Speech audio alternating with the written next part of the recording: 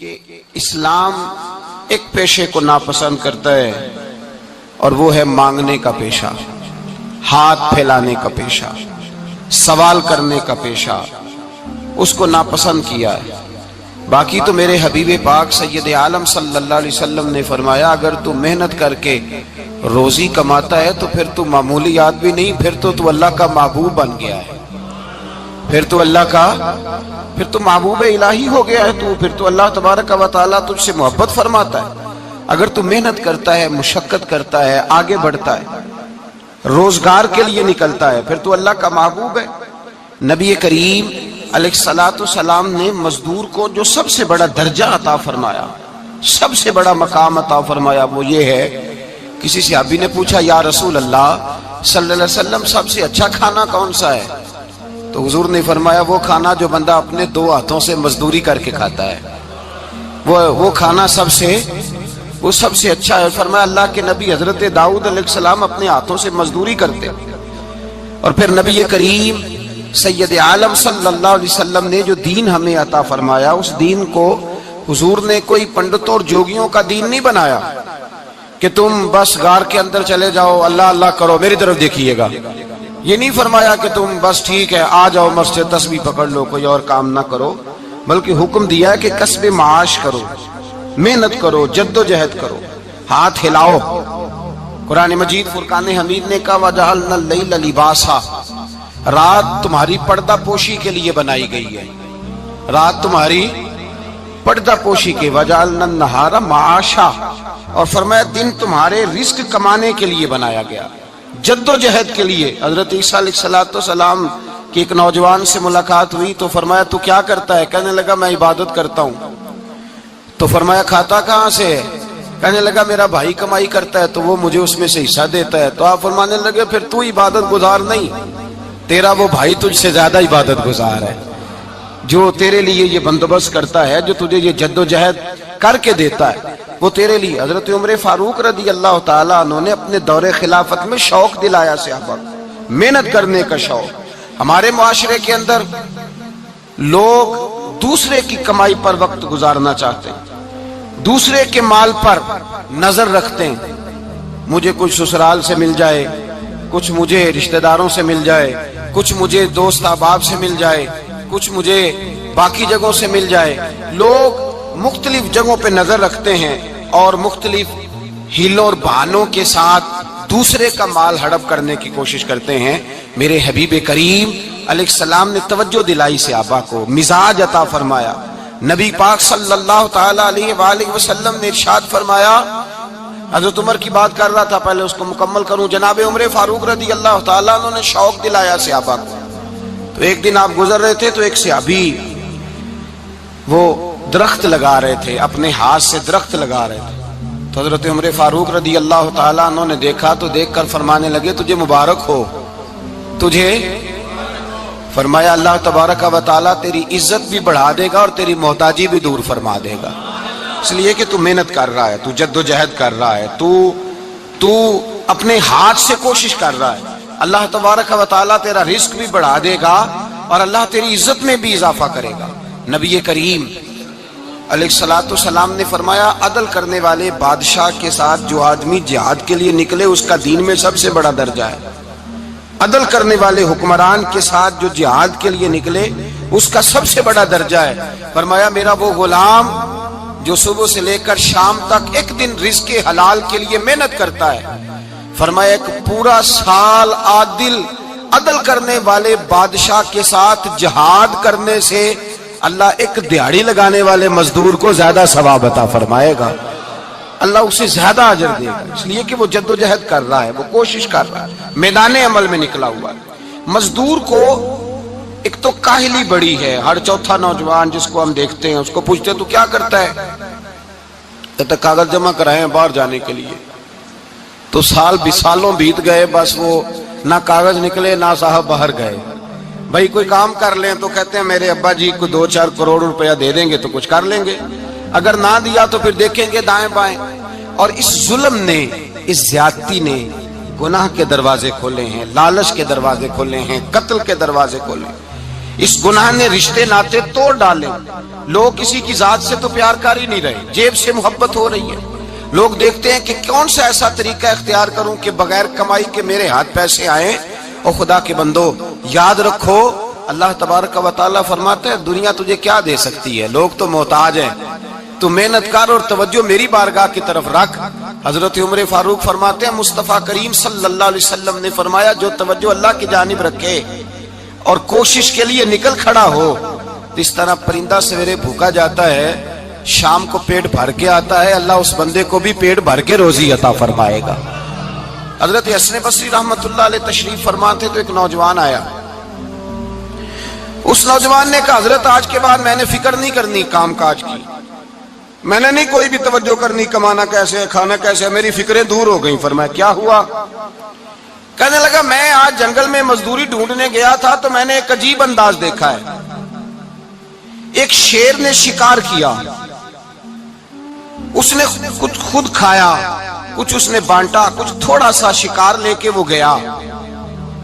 پہاڑ کی چوٹی پر ایک لومڑی بیٹھی تھی, وہ لومڑی دونوں ٹانگوں سے معذور بھی تھی, آنکھوں سے اندھی بھی تھی. اس شیر نے جا کے اس کے منہ کے اندر وہ شکار ڈالا ہے اور لومڑی نے کھایا ہے. کہنے لگا جو رب اندھی اور لنگڑی لومڑی کو پہاڑ پر رزق دے سکتا ہے مجھے بھی دے دے گا, میں نے کوئی کام نہیں کرنا. تو حضرت حسن بصری رحمت اللہ علیہ فرمانے لگے کتنی چیزیں دیکھی تو نے, ایک شیر اور ایک لومڑی. فرمانے لگے تو نے لومڑی بننے کا پروگرام بنایا, شیر بننے کا کیوں نہیں بنایا؟ تو شیر بننا, خود بھی کھا دوسروں کو بھی کھلا, تو نے لومڑی بننے کا پروگرام بنایا ہے. مزدوروں گویا حضرت حسن بصری فرما رہے ہیں کہ مزدور لومڑی نہیں ہوتا, مزدور تو شیر ہوتا ہے. مزدور تو یہ تو شیر ہوتا ہے, شیر. اس کا مالک جو جس نے اس کو دیہڑی پہ رکھا ہے وہ بھی مزدور کی کمائی کھا رہا ہوتا ہے, وہ بھی مزدور کی. تو مزدور تو شیر ہے, انہیں سر جھکا کے نہیں جینا چاہیے, انہیں سر اٹھا کے جینا چاہیے. یہ تو بڑے قیمتی وجود کے لوگ ہیں جو مزدوری کرنے نکلتے ہیں, ان کے کچھ حقوق ہیں, کچھ حقوق. ہمارے حکمران بھی حقوق کا تعین کرتے ہیں, کہتے ہیں 15,000 سے زیادہ, یہ جو بجٹ آیا ہے نا اس میں 15,000 سے زیادہ, کہتے ہیں مزدور کی تنخواہ 15,000 ہونی چاہیے. کتنی جی؟ 15,000 سے کون سا گھر چلتا ہے؟ ویسے مولویوں کی بھی اتنی ہے, اور میرے خیال ہے کم مولویوں کی 15,000 ہے, 10 کے قریب ہی ہے. اور اس کو بھی کہتے ہیں کہ تو بڑا کھاتا ہے, ارادہ ہے عید کے بعد تجھے چھٹی کرا دی جائے, بڑے خرچے ہیں تیرے مولوی. 15,000 روپیہ تنخواہ مزدور کی, گزارا ہوتا ہے؟ آؤ میں تمہیں وہ اس بارگاہ پہ لے جاؤں جس نے سب کو شان عطا فرمائی ہے. حضرت ابوبکر صدیق رضی اللہ تعالیٰ عنہ خلیفۃ المسلمین بنے. خلیفہ بنے تو سویرے, جس رات خلیفہ بنے سویرے سر پہ ٹوکری رکھی, منڈی کی طرف جا رہے ہیں. حضرت عمر فاروق رضی اللہ تعالیٰ عنہ مولا علی شیر خدا کو کسی نے بتایا کہ وہ تمہارا خلیفہ تو جا رہا ہے مزدوری کرنے, وہ تو جا رہا ہے کمائی کرنے. حضرت علی شیر خدا مولا کائنات جناب فاروق اعظم دونوں نے رستے میں روکا کہ ابو بکر کہاں جا رہے ہو؟ فرمانے لگے کام کرنے جا رہا ہوں, مزدوری کروں گا, منڈی میں جاؤں گا, تجارت کرتا تھا اس کو جاری رکھوں گا, بچوں کا پیٹ بھی تو پالنا ہے. اب تمہاری حکومت کے پیچھے بچے تو نہیں نا بھوکے مروا لینے, میں نے کچھ کرنا تو ہے. حضرت عمر کہنے لگے چلا آ کے بیٹھ, ہم صحابہ کو اکٹھا کرتے ہیں اور مال غنیمت سے تیرا وظیفہ لگاتے ہیں, آپ کو وظیفہ ملے گا ماہانہ. تو آپ بیٹھ کر کے مسجد میں تو ڈیوٹی کریں. بیٹھ گئے, مشاورت ہوئی تو حضرت ابوبکر صدیق رضی اللہ تعالیٰ عنہ سے پوچھنے لگے جناب بتلائیے آپ کا کتنا وظیفہ لگایا جائے؟ تو حضرت ابوبکر صدیق فرمانے لگے اتنا لگا دو جتنی ایک مزدور کی تنخواہ ہوتی ہے. تو ایک صحابی بول کے بڑے میٹھے اور دھیمے لہجے میں کہنے لگے ابو بکر اگر تیرا گزارا نہ ہوا تو, اگر تیرا گزارا نہ ہوا تو. حضرت ابوبکر صدیق فرمانے لگے اگر میرا گزارا نہ ہوا تو میں مزدوروں کی تنخواہوں میں اضافہ کر دوں گا, اگر مزدوروں کے گھر چلنے لگیں گے تو میرا بھی چلے گا, میں ان کی تنخواہیں بڑھاؤں گا صرف اپنی. تو مزدور کے حقوق کا تعین کیا. سب سے پہلے تو میرے نبی پاک علیہ السلام نے منع فرمایا, فرمایا جس کو مزدوری پر رکھو پہلے اس کے ساتھ اجرت طے کرو. حضور صلی اللہ علیہ وسلم نے فرمایا جب تک اجرت واضح نہ ہو جاؤ کسی کو کام پر, جب تک اجرت واضح نہ ہو جائے, مکمل نہ ہو جائے کہ کیا دینا ہے, طے کریں. کیا لوگے؟ جو جناب دے دیں گے لے لوں گا۔ شریعت اس کو پسند نہیں کرتی، محبوب نہیں رکھتی۔ پہلے اس کے ساتھ پہلا حق مزدور کو یہ دیا کہ اس کی اجرت پہلے، بولیے اجرت پہلے اجرت طے ہوگی، یہ پہلا حق ہے۔ اور مزدور کا دوسرا حق کیا بیان کیا میرے نبی پاک نے؟ فرمایا جب، اور یہ ایسی اعلیٰ بات ہے کہ جتنے حقوق لکھنے والے ہیں نا، جتنے بین الاقوامی سطح پر انسانی حقوق کا چارٹر بنانے والے ہیں، وہ کہتے ہیں کہ یہ ایسا نقطہ حضور نے بیان کر دیا ہے کہ اس سے آگے کو بڑھ ہی نہیں سکتا۔ یہ ایسی بات ہے کہ جس کی شرح بھی کوئی نہیں کر سکتا۔ میرے حبیب کریم علیہ الصلوۃ والسلام نے فرمایا پہلے طے کرو، اور کیا خوبصورت لفظ ہے، قانون بنا دیا۔ فرمایا جب مزدور مزدوری کر لے تو اس کا پسینہ خشک ہونے سے پہلے اسے ادا کر دینا۔ اس کا پسینہ خشک ہونے سے پہلے اسے اس کی مزدوری دے دو۔ بیچارے نے محنت کی ہے، اپنے گھر جائے۔ یہ نہیں کہ اس نے مزدوری کیا تو تم نے کہا نہیں ادھر سے پینٹ صحیح نہیں ہوا، یہ تو لے جا 2000 اور پھر میں تیرا حساب کروں گا، ابھی ذرا میں چیک کرا لوں 2-4 لوگوں کو بلا کر کے، وہ فلاں جگہ سے نا ایک کونا خالی رہ گیا۔ اللہ سے ڈرنا چاہیے، اللہ سے ڈرنا چاہیے۔ اگر اللہ تبارک و تعالیٰ نے 2-1 آدمیوں کو ملازم آپ کا بنا دیا ہے تو پھر خیال ہونا چاہیے۔ ایک صحابی اپنے خادم غلام کو مار رہے تھے تو میرے نبی پاک تشریف لائے۔ فرمایا کیوں اسے مار رہا ہے؟ حضور غلطیاں بڑی کرتا ہے۔ تو نبی پاک نے فرمایا جتنا تجھے اس پر اختیار ہے نا، اس سے کہیں بڑھ کر میرے رب کو تیرے اوپر بڑا اختیار ہے۔ کہا حضور یہ بڑی غلطی کرتا ہے، میں آخر کتنا معاف کروں؟ تو حضور نے فرمایا اتنا معاف کر جتنا میرا رب تجھے معاف فرماتا ہے۔ پتہ ہے تیری صبح سے لے کر شام تک کتنی کوتاہیاں ہیں۔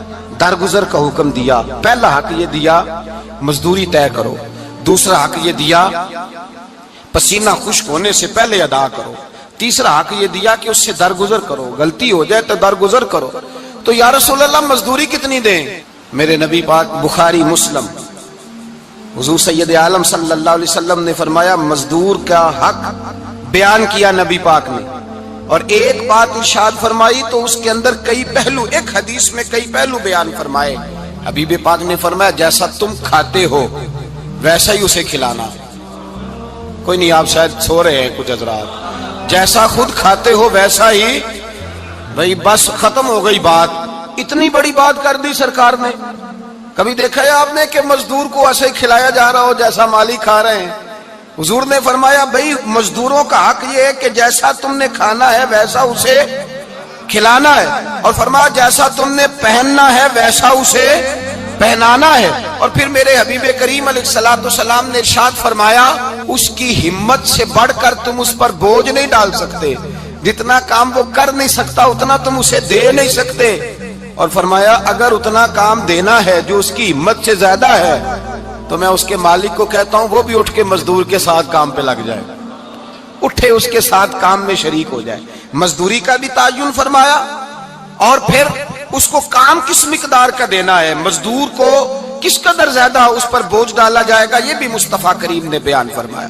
فرمایا جو لا یکلف اللہ نفسا الا وسعها، اللہ بھی تم پر وہ بوجھ نہیں ڈالتا جو تم اٹھا نہیں سکتے، تو کسی مزدور کو تم ایسا کام نہیں بتاؤ گے۔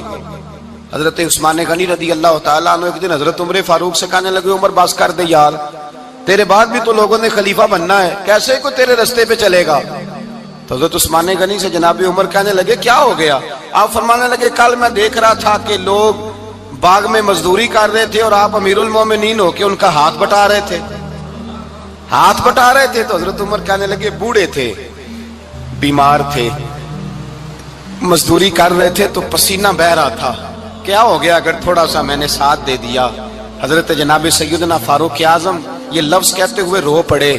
آپ فرمانے لگے میں کسی بادشاہ کا شہزادہ نہیں، میں بھی اسی باپ کا بیٹا ہوں جو اونٹ چرا کے گزارا کیا کرتا تھا۔ میں نے آگے بڑھ کے لوگ حیثیت بھول جاتے ہیں، اپنی حیثیت بھول جاتے ہیں۔ اللہ تبارک و تعالیٰ جب کچھ عطا کرتا ہے ان کا رویہ اپنے ماتحتوں کے ساتھ اتنا سخت اور جابرانہ آمرانہ ہو جاتا ہے، اس قدر زیادہ ان کے لب و لہجے میں کڑواہٹ آ جاتی ہے، اس قدر زیادہ ان کی طبیعتوں کے اندر سختی اور غرور بھر جاتا ہے کہ وہ احساس ہی نہیں کرتے کہ جو سامنے بیٹھا ہے وہ بڑا ایک دکھی انسان ہے اور وہ تکلیف میں ہے، وہ آزمائش میں اپنے آپ کو مبتلا سمجھ رہا ہے۔ حضرت ابو ذر غفاری رضی اللہ تعالیٰ عنہ فرماتے ہیں میں اپنے ماتحتوں کے حق میں بڑا سخت تھا، سخت تھی میری طبیعت، میرے غلاموں کی جرت ہی نہیں تھی کہ وہ میرے سامنے گفتگو کر سکیں اور ٹھہر بھی سکیں۔ فرماتے ہیں جس دن میں کلمہ پڑھنے گیا، جس دن میں حضور کی بارگاہ میں، تو میں نے کہا حضور کوئی خاص نصیحت؟ تو نبی پاک نے فرمایا میری نصیحت تیرے لیے یہ ہے کہ جیسا تو نے کھانا ہے ویسا ہی غلام کو کھلانا ہے، جیسا تو نے پہننا ہے ویسا ہی غلام کو پہنانا ہے۔ حضرت ابو ذر کہتے ہیں جو میرے اندر کمی تھی وہی میرے نبی نے نصیحت کر دی، جو میرے اندر کوتاہی تھی وہی غیب جاننے والے رسول نے بتلا دی۔ فرماتے ہیں میں گھر گیا، جب میں جاتا تھا تو ملازموں کا سانس خشک ہو جاتا تھا، وہ کانپنے ہانپنے لگتے تھے کہ جانے اب یہ کیا کرے گا۔ حضرت ابو ذر غفاری فرماتے ہیں میں گیا، ایک شخص سے میں نے کہا کھانا پکاؤ، کھانا پکایا، دسترخوان پہ لگایا اور اپنے سارے ملازموں کو کہا آؤ یار میرے ساتھ بیٹھ کے روٹی کھاؤ، آؤ سارے میرے ساتھ بیٹھ کے کھانا کھاؤ۔ فرماتے ہیں انہوں نے کھانا کھایا، پھر میں ان کو بازار لے گیا، جیسے کپڑے میں پہنتا تھا ویسے ہی میں نے ان کے لیے بھی خریدے۔ فرماتے ہیں میرے غلام کہنے لگے آقا خیر تو ہے نا، خیریت تو ہے نا، کیا ہوا، مزاج مبارک تو ٹھیک ہے، کیا ہو گیا؟ اور یہ جو ہم فضا کو اتنا خوبصورت دیکھ رہے ہیں اور یہ جو ہم اتنی پیاری ریم جھم برستی دیکھ رہے ہیں، یہ جاری رہے گی یا ایک دن کی ہے؟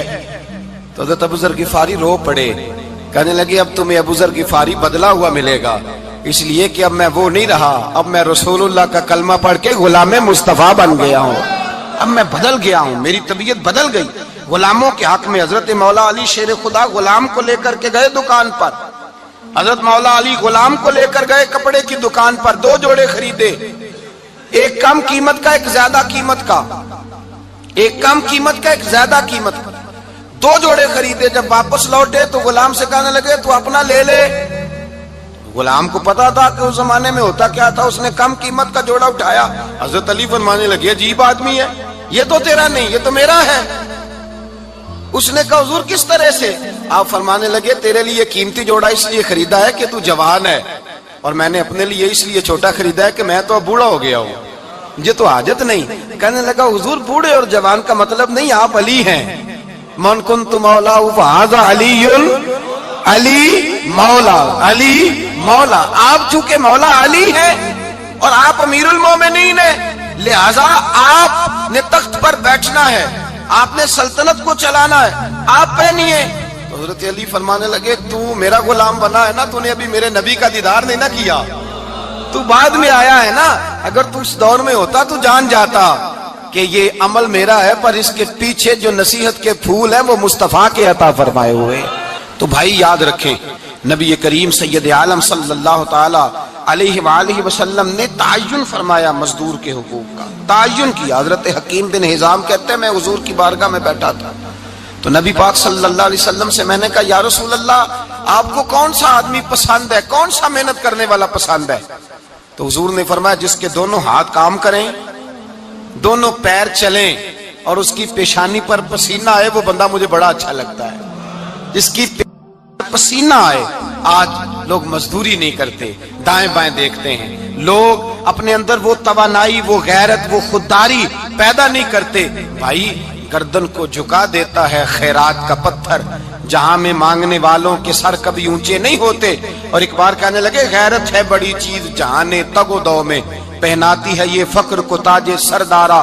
اپنے اندر یہ توانائی پیدا کرنی چاہیے، یہ کوشش کرنی چاہیے۔ میرے نبی کریم صلی اللہ علیہ وسلم نے فرمایا تمہارے بعض گناہ ایسے ہیں جو صرف تم مزدوری کرنے جاؤ گے تو اللہ تمہاری مزدوری کی وجہ سے ہی تمہارے گناہ معاف فرما دے گا، اللہ تمہاری محنت اور کوشش کے سبب سے تمہاری ان غلطیوں سے درگزر فرمائے گا۔ حبیب کریم سید عالم صلی اللہ علیہ وسلم نے فرمایا مزدور جب قیامت کے دن آئے گا، بھئی عالم تو آیا، صوفی تو آیا، درویش تو آیا، صحابہ تو آئے، ان کا آنا تو شفاعت کے لیے شمار کیا گیا۔ میرے مصطفیٰ نے فرمایا جب مزدور آئے گا، مزدور کی سب سے بڑی غلطی یہ ہے کہ مزدور اپنے آپ کو نیچ سمجھتا ہے۔ مزدور کی سب سے بڑی غلطی یہ ہے کہ یہ اپنے آپ کو چھوٹا سمجھتا ہے۔ اس کی زیادتی یہ ہے کہ یہ اپنی سوچ کو بڑا نہیں کرتا، یہ سمجھتا ہے نہیں کہ بھئی میں تو 2 ہاتھوں کی محنت کی کمائی کھاتا ہوں، یہ آرزو کرم اور میں آپ سے کروں یہ भीख उसको दीजिए जिसका खुदा ना हो। मजदूर की ज्यादती ये है कि ये अपने आप को छोटा जानता है। मेरे मुस्तफा ने फरमाया जब मजदूर मेहनत करने वाला कयामत के दिन आएगा तो उसका चेहरा इस तरह चमकेगा जिस तरह 14वीं का चांद चमका करता है। इस कदर उसका चेहरा चमकेगा जब आएगा वो सुबह कयामत। मेरे भाइयों, मजदूर एक अजीम शख्सियत का नाम है। मेहनत करना, अपने दोनों हाथों से मुशक्कत करना, जद्दोजहद करना। मुझे कई सारे लोग, मैं जब मुल्क के मुख्तलिफ गोशों में जाता हूं तो कई सारे लोग कहते हैं आपके अब्बा जी का मजार किधर है, आप किस मजार के सज्जादा नशीन हैं? तो मैं उनसे कहता हूं मैं सज्जादा नशीन नहीं, मैं तो किसान का बेटा हूं। और मैं उस शख्स का बेटा हूं जो रात को 2 बजे उठ के भी घर से निकलते थे 2 नफल पढ़ के। तो हम पूछते थे कि अम्मा जी अब्बा जी कहाँ गए? तो कहते थे चंद खेतों को पानी लगाना था और रात को रुखसत हो गए। फख्र की बात है, ये एजाज की बात है, ये एजाज की बात है। हमने सारी जिंदगी उनके हाथ पे छाले देखे, लेकिन बात लफ्ज जुबान पर यही देखी कि बेटा इज्जत वाला वही होता है जो अपने हाथों से मेहनत करके रोजी खाया करता है। भाई याद रखें, ये एजाज की बात है। एजाज, मजदूर का बेटा फख्र करे, किसान का बेटा नाज करे। वो जो आदमी सवेरे जाता है वेल्डिंग का प्लांट लेके काम करने, उसका बेटा नाज करे। वो जिसका बाप फावड़ा चलाता है, छैनी चलाता है, थोड़ा चलाता है, वो नाज करे।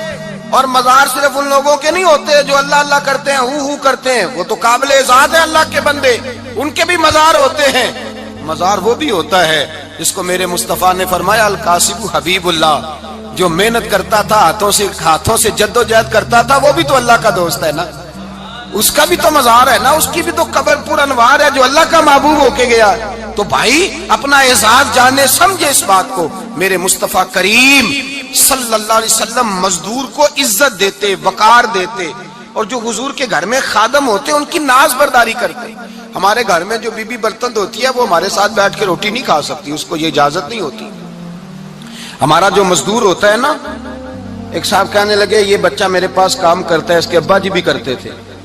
तो मैंने कहा इसका मतलब ये है कि तुमने आगे नहीं बढ़ने दिया, तुमने कहा मजदूर ही रहना सारी जिंदगी, यही रहना मेरे पास, आगे ना बढ़ना। मेरे मुस्तफा करीम सैयद आलम सल्लल्लाहु अलैहि वसल्लम के पास जो लोग काम करते थे, मेहनत करते थे, मुशक्कत करते थे, हमारा मुलाजिम डरता है, कांपता है, वो बात करता है तो साहब जी कहते कहते जुबान थकती है, 100 दफा मूड को देखता है, गालियां खाता है बेचारा, उसकी इज्जत नफ्स को उछाला जाता है, उसको रुसवा किया जाता है, और वो बेचारा रात को रजाई में मुंह दे के रोता है कि यार मेरे नसीब सिर्फ इसलिए कमजोर है कि मैं गरीब के घर में पैदा हुआ हूं।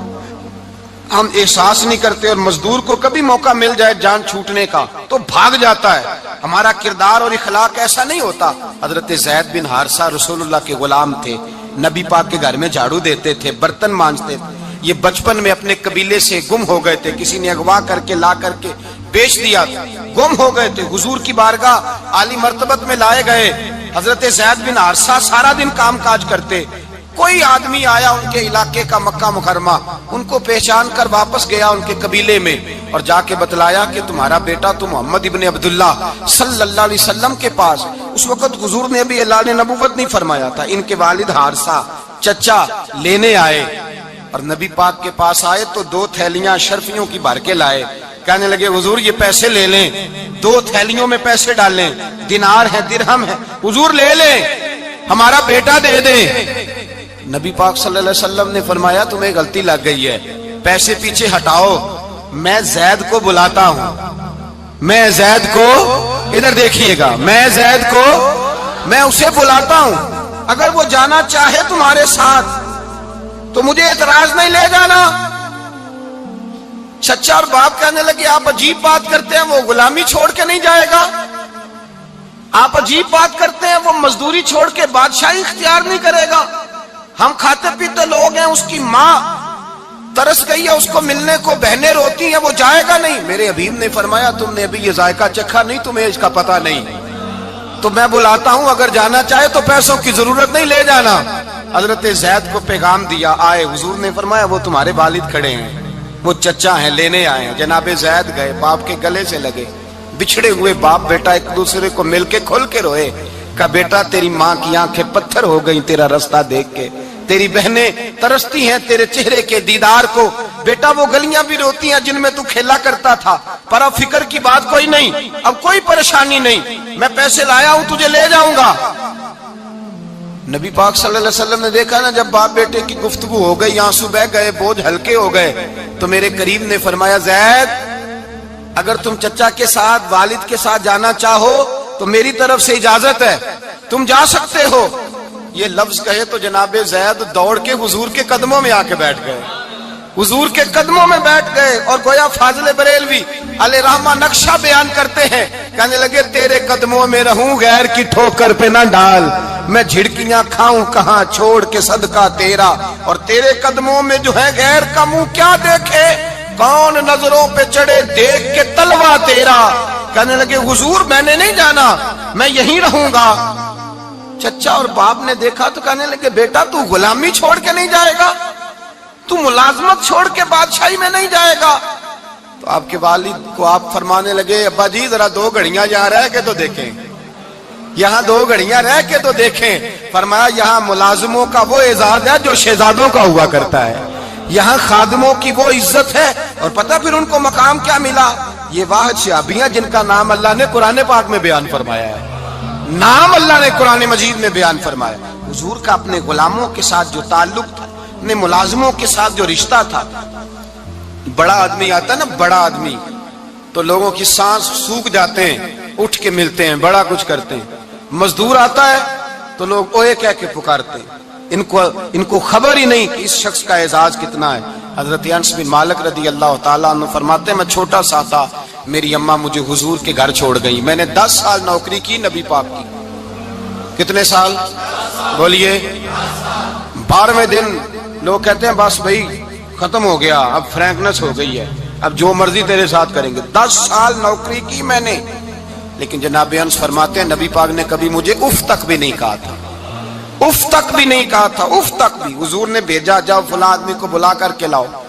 हजरत अनस बिन मालिक रदी अल्लाह ताला अन्हु फरमाते, मैं बुलाने गया, बच्चा था छोटा सा, रास्ते में बच्चे खेल रहे थे तो मैं उनके साथ खेलने लगा, महव हो गया, मुझे पता ही ना चला वक्त का। हुजूर ने जब मुझे भेजा तो फरमाया जल्दी जाना और जल्दी आना।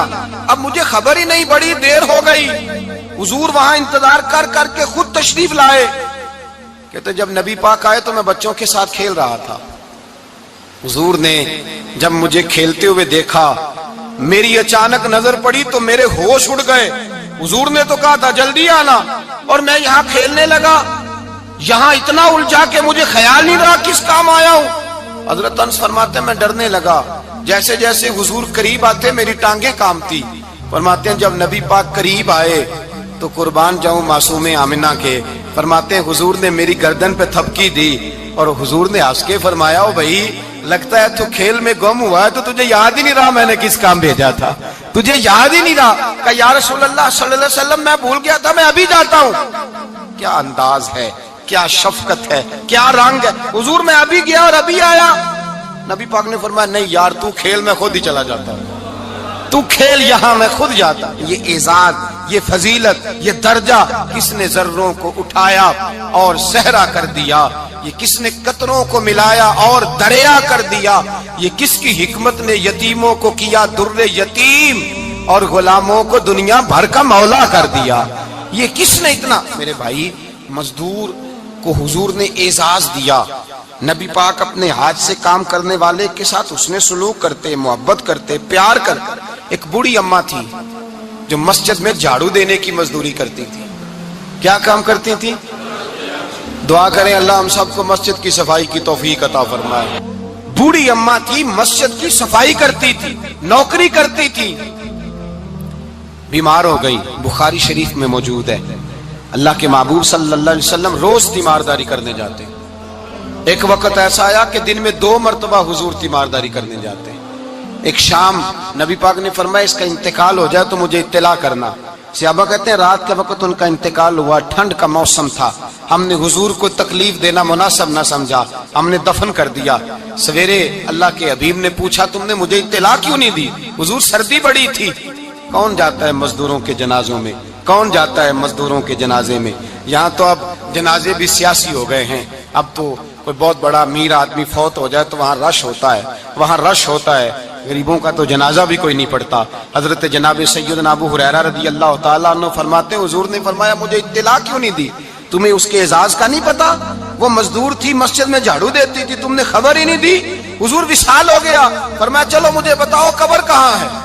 حضور سارا کچھ جانتے ہیں، لیکن یہ ساری تمہید اس لیے بیان کی کہ ایک مزدور کی شان واضح ہو جائے۔ فرمایا بتاؤ قبر کہاں ہے؟ صحابہ کہتے ہیں ہم قبر پہ لے گئے تو میرے نبی نے فرمایا صفے بناؤ، میں دوبارہ جنازہ پڑھاؤں گا۔ میں دوبارہ جنازہ نہیں ہو سکتا، اس وقت ہو سکتا ہے جب وارث نے نہ پڑھاؤ، پھر دوسرا جنازہ جائز ہے۔ وارث نہ پڑھے تو اس سے پہلے 20 جنازے بھی ہو جائیں تو جب وارث پڑھ لے پھر دوسرا جنازہ نہیں ہو سکتا۔ حضور نے دوسرا جنازہ اس لیے پڑھا ہے کہ حضور اپنی ساری امت کے وارث ہیں، نبی پاک ساری امت کے وارث ہیں۔ فرمایا پر بناؤ صفے، میں جنازہ پڑھاتا ہوں۔ مزدور کو اعزاز دیا، پیار کیا۔ حضرت عبد الرحمن ابن عوف رضی اللہ تعالیٰ عنہ فرماتے ہیں ایک دن میرا دل کیا تھا کہ میں غریب ہو جاؤں۔ کیا ہو جاؤں؟ آپ اپنے لیے دعا نہ کریں لیکن حضرت عبد الرحمن ابن عوف کے الفاظ تو دہرائیں۔ وہ کیا کہہ رہے ہیں کہ میرا دل کرتا تھا میں اللہ، ایک دن میرا، بڑے امیر آدمی تھے نا، صحابہ میں سب سے زیادہ امیر، فرمانے لگے ایک دن میرا دل کیا میں غریب ہو جاؤں، غربت پسند کر لوں۔ اصل میں غریب کو اپنی شان کا نہیں نہ پتا، اسے جس دن پتہ چل گیا کہ میں غریب کی عظمت کتنی ہے، غریب ہر وقت اپنے آپ کو کوستا ہی رہتا ہے۔ اور میں اکثر کہتا ہوں کہ یہ بڑے کا قصور نہیں کہ اس نے تجھے چھوٹا جانا ہے، یہ تیرا قصور ہے۔ تو احساس کمتری میں کیوں مبتلا ہوا؟ تو نے اپنے آپ کو چھوٹا کیوں جانا؟ تو نے اپنے آپ کو کمزور کیوں سمجھا؟ تو نے کیوں سمجھا کہ میں مزدور ہوں تو میری عزت ہی کوئی نہیں، میرا مقام کوئی نہیں؟ کیوں تو نے ایسا سمجھا اپنے لیے؟ حضرت عبد الرحمن، میرے بھائی یاد رکھیں جب غریب کو پتہ چلے میری شان کیا ہے، میرے نبی پاک نے فرمایا میں غریبوں کے بیچ آیا ہوں، میں غریبوں میں رہا ہوں، میرے دائیں بائیں غریب رہتے ہیں، اور قیامت کے دن جب میں جنت میں جاؤں گا تو میرے آگے پیچھے غریب لوگ ہی ہوں گے، میں غریبوں کے ساتھ مل کے جنت میں جاؤں گا۔ حضرت عبد الرحمن ابن عوف کہتے ہیں ایک دن میرا بھی دل کیا تھا، یہ سب سے امیر تھے صحابہ میں، اور حضور نے فرمایا تو پکا جنتی ہے پر سب سے آخر میں جنت میں جائے گا، اس لیے کہ جتنا مال ہے اتنا حساب بھی تو دینا ہے نا، پکے۔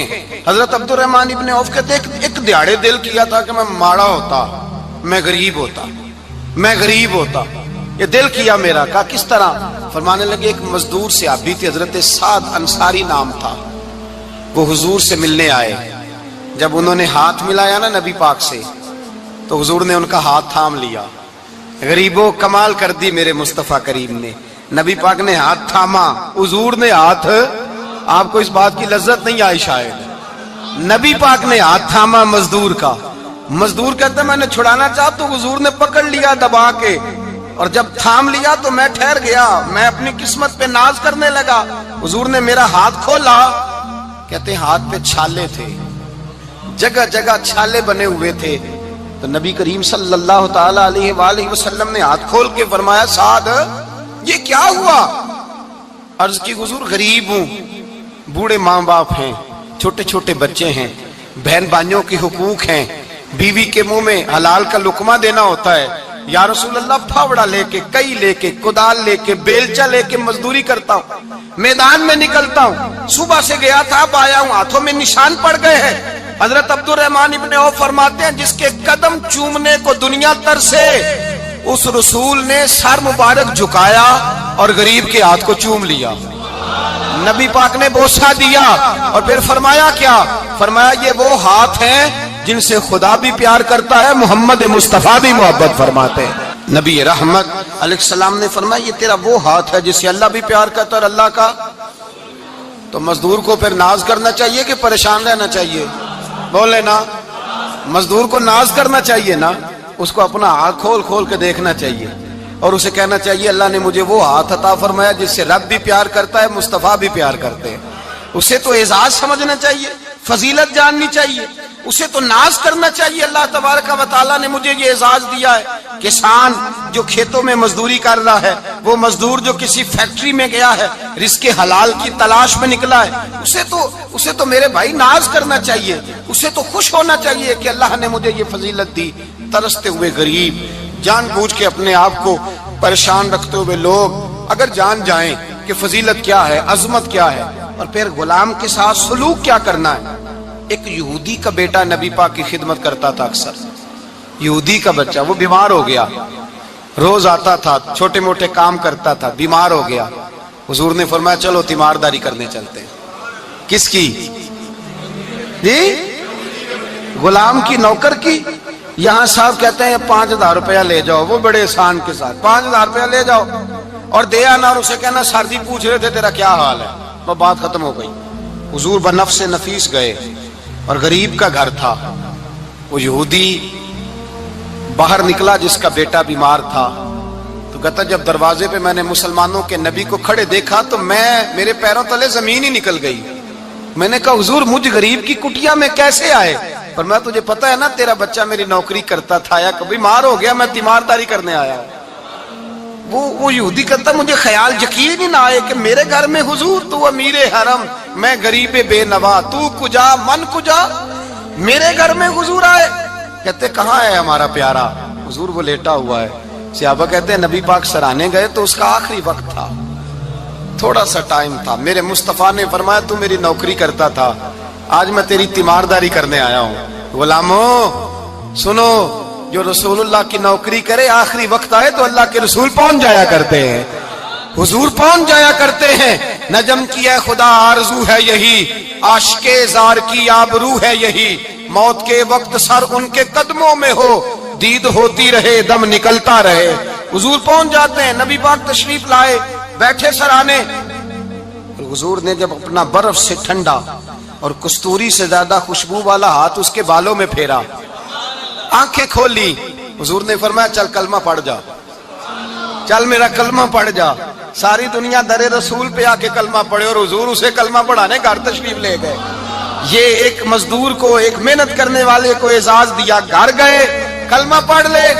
اس نے اپنے والد کی طرف دیکھا اور والدہ کی طرف دیکھا، ماں باپ یہودی ہیں، رونے لگے، کہنے لگے بیٹا یہ ہم سے زیادہ بڑھ کر تیرے حق میں خیر خواہ ہے، جیسے کہتے ہیں کر لے۔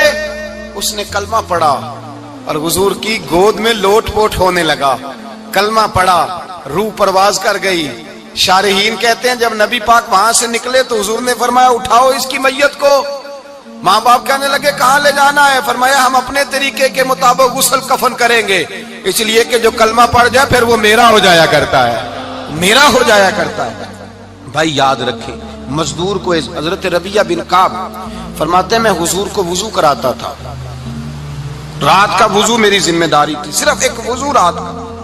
ہمارے ہاں تو 25 سال مزدور مزدوری کر کے چلا جاتا ہے، پر وہ مزدور ہی رہتا ہے، وہ مزدور ہے، اس کا کوئی اعزاز نہیں، کوئی اس کے لیے وہ کہتے ہیں اب بابا جی آپ کو کھانسی زیادہ آتی ہے، اپنے بیٹے کو لگا دیں، کسی اور کی ڈیوٹی لگا دیں، اب آپ کام نہیں کر سکتے۔ 25 سال نوکری کی، ملا کیا؟ حضرت ربیہ کہتے ہیں میں وضو کراتا تھا رات کا، میرے نبی پاک نے فرمایا شادی کیوں نہیں کرتا؟ تو میں نے کہا یا رسول اللہ نہ میرے پاس حسن ہے، نہ پیسے ہیں، نہ کوئی کاروبار ہے، مجھے کون رشتہ دے گا؟ میرا روپ بھی نہیں تے میرا رنگ بھی نہیں، میں نے یار مناؤن دا ٹانگ بھی نہیں، کون مجھے رشتہ دے گا؟ کہتے ہیں حضور خاموش ہو گئے۔ دوسرا دن آیا تو میں وضو کرانے پہنچا تو نبی پاک نے فرمایا شادی کیوں نہیں کرتا؟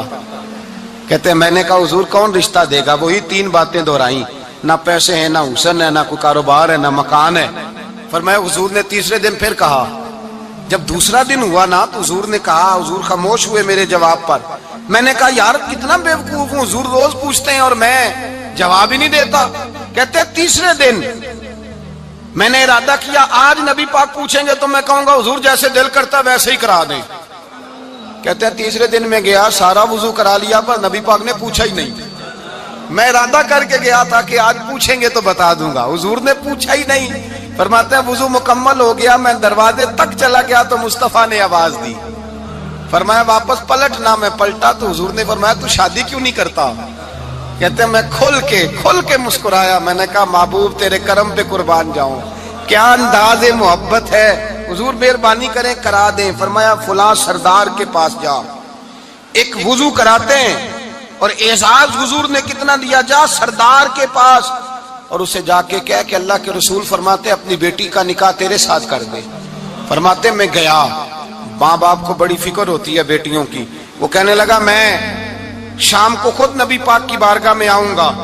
کہتے میں باہر نکلنے لگا تو وہ بچی پردے کی اوٹ سے بولی, کہنے لگی غلام ٹھہر جا, ابا جی آپ کو میری فکر ہے, اماں جی میری فکر ہے, میری فکر نہ کریں اور یہ نہ دیکھیں آیا کون ہے, یہ دیکھیں بھیجا کس نے ہے. آپ مجھے حوالے کریں نبی پاک کے, حضور کے حوالے کریں, اللہ رسول مجھے کبھی ضائع نہیں کریں گے. حضرت ربیہ کہتے ہیں حضور نے میری شادی کا بندوبست کیا. حضرت بریدہ اسلمی سے کہا کہ تو اس کے لیے کھجور کی گٹھلی کے برابر سونا لا. حضرت حارثہ بن نعمان سے کہا تو اس کے لیے ایک کمرے کا حجرے کا بندوبست کر. حضرت عثمان غنی سے کہا تو نے ولیمہ کرانا اس کا. فرمایا میں تو تھوڑی نوکری کرتا تھا, مصطفیٰ نے ساری زندگی کا ہی بندوبست فرما دیا. یہ مزدور کے ساتھ حضور کا انداز ہے. پہلے میں نے شروع میں کہا کہ مزدور اس بات کو سمجھتا ہی نہیں کہ اس کا مقام کتنا, وہ اس بات کو جانتا ہی نہیں اللہ نے اسے اعزاز کتنا دیا ہے. ملت کا جوان سب سے پہلے تو کبھی کسی کی جیب کی طرف نہ دیکھے. اور یہ بات یاد رکھ لیں, درجنوں بزرگوں کے ارشادات کی روشنی میں ایک موٹی بات بیان کر رہا ہوں, توجہ ہے میری بات پر. جس کی توجہ دوسروں کی جیب پہ ہوتی ہے وہ رسوا ہو جاتا ہے. کاہل لوگ جو زندگی میں صرف ہاتھ پھیلانے کے عادی ہوتے ہیں, ان کے دامن میں سوائے رسوائی کے کچھ نہیں آتا, ان کے حصے میں سوائے بدنامی کے کچھ نہیں آتا.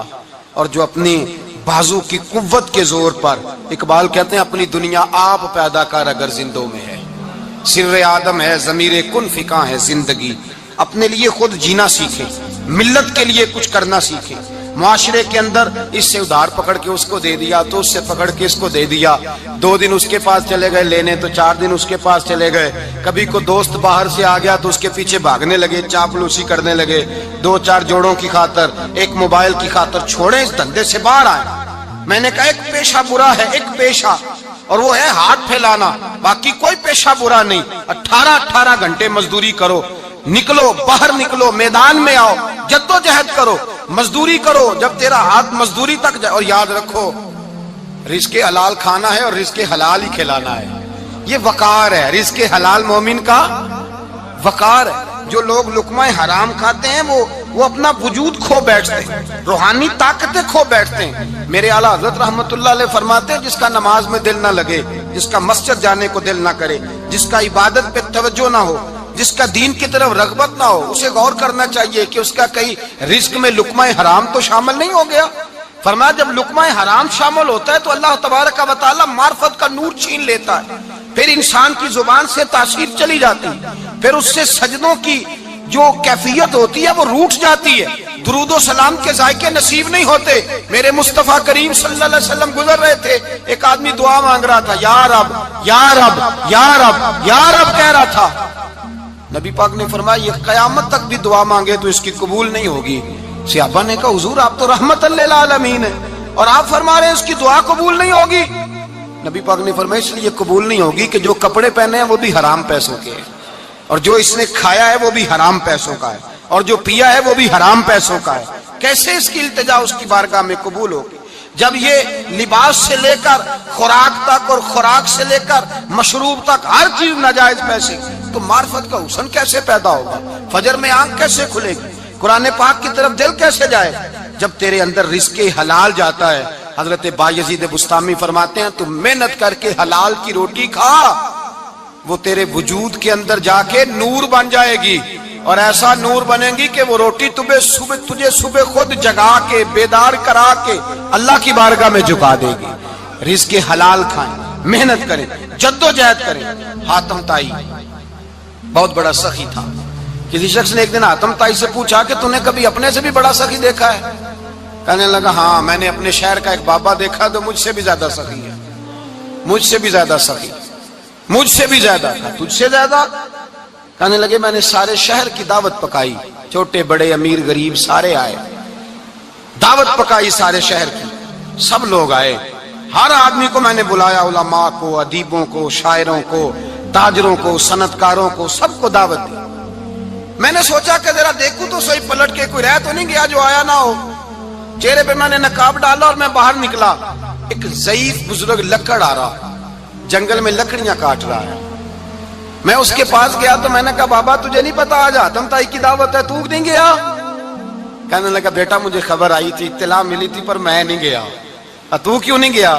کہنے لگے مجھے ہاتھ کی کمائی کر کے کھانے کا چسکا لگ گیا ہے، مزہ لگ گیا ہے ہاتھ کی کمائی کھانے کا، اب مجھے دوسرے کے دسترخوان پر ذائقہ نصیب۔